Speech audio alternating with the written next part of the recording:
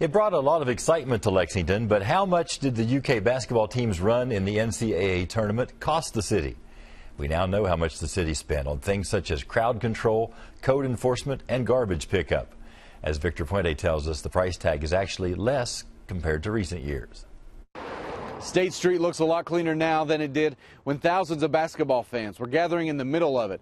The cost of that cleanup is just one of the reasons. Those 3 games cost the city more than $75,000. That number includes more than $48,000 for Lexington police. They had their hands full with crowds that sometimes got out of hand. Despite all the officers near State Street and South Limestone, they insist the rest of the city is still being policed as normal. We don't sacrifice any service to the public to provide an atmosphere for people to celebrate. More than $10,000 was spent on firefighters who had to stay on top of several small fires. Thousands more went to code enforcement, waste management, and 911. Streets and Roads spent $6,700. They tell me that was for street sweeping and garbage pickup. Another $4,800 went to corrections, who had to handle 69 arrests during those games.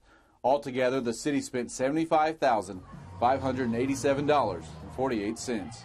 That number is significantly less than what was used last year. Of course, we had an additional game. In 2014, Lexington spent $150,000 on 4 games.